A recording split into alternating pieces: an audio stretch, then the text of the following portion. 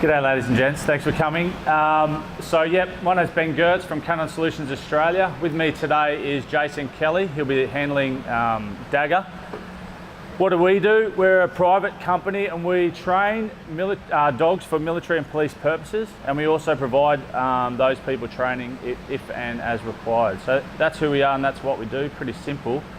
What we're going to try and show you today, hopefully, is a young dog taking his second bite. So we use a slightly different system to traditional methods, where we first teach a dog to have a desire and to understand that they are allowed to engage people in a given set of circumstances. And then we wear PPE. So whereas traditional methods, they use equipment first, and when the dog's biting equipment really well, they try and teach a dog that you can also bite people. And we've sort of flipped that around. And we base that on nature, trying to imitate nature. So if you think of how a dog learns to hunt a wildebeest, and essentially that's what police and military dogs learn, to hunt people in a given set of circumstances. So you go to nature, and the first thing that a dog will do if a wildebeest comes near it when he's a puppy and a young dog, he'll run away. Then as he gets a bit older, he'll bark at the wildebeest and he'll scare it away, but he's still not confident enough to chase it.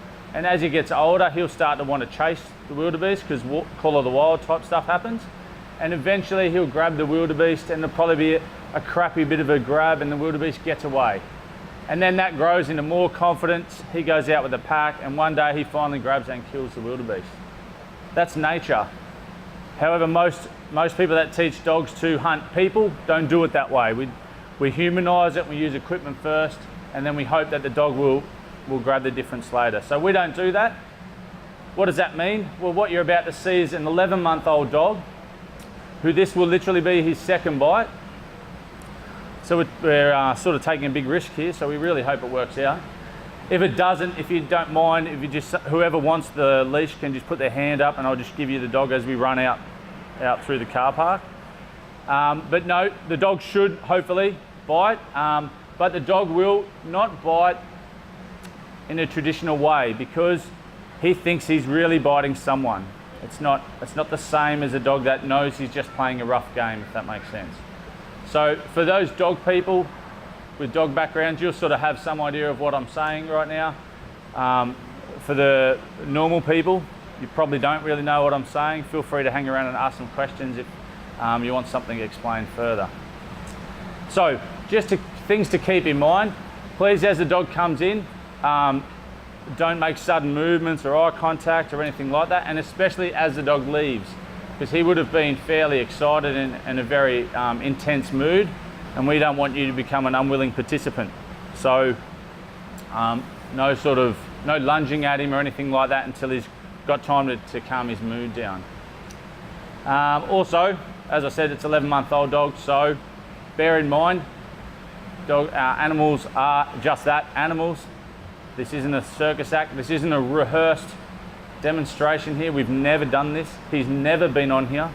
He's never seen the picture he's going to see. He's never done it in front of a huge crowd. So keep all those things in mind when you see the dog's behaviour. However, we think the dog should do a pretty good job. So enjoy.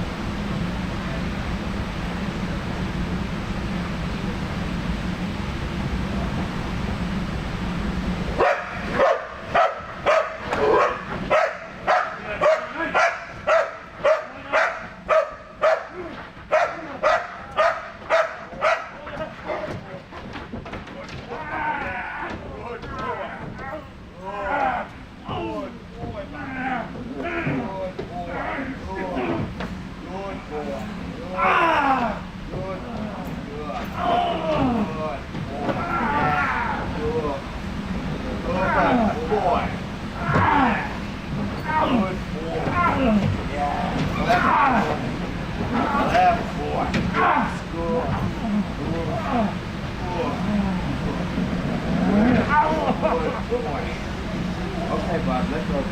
Let go, bud. Good boy. Let go. Good boy. Good boy.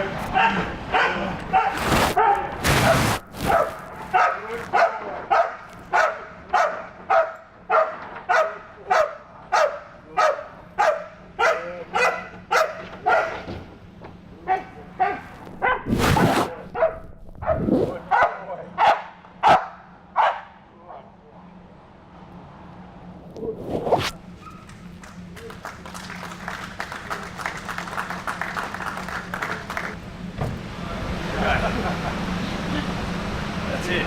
So, what you know, that wasn't a use of force demonstration, obviously, for the police among us. Obviously, that's not a use of force scenario. That's a training scenario for the dog. So please understand that. Obviously, in that context, the dog would not be employed. We're just teaching the dog that he is allowed to engage people. That's what we're teaching. So we're building the dog up, so please understand that. You'll notice that also we removed the dog. We didn't out him with a command because it's only his second bite and we're still building him up and making him strong. If you remove dogs physically, it actually makes them want to bite more. So that's why we did that as well. So yeah, I forgot to mention that before. Yeah. But that went pretty well. That's a fairly strong bite through that. That was a hidden sleeve. And again, he's not being taught to bite equipment, sleeves. He literally was taught he can bite people, and I have to wear that because that's PPE. It's a very different mindset. Yeah, thanks very much for your time and enjoy the rest of the show.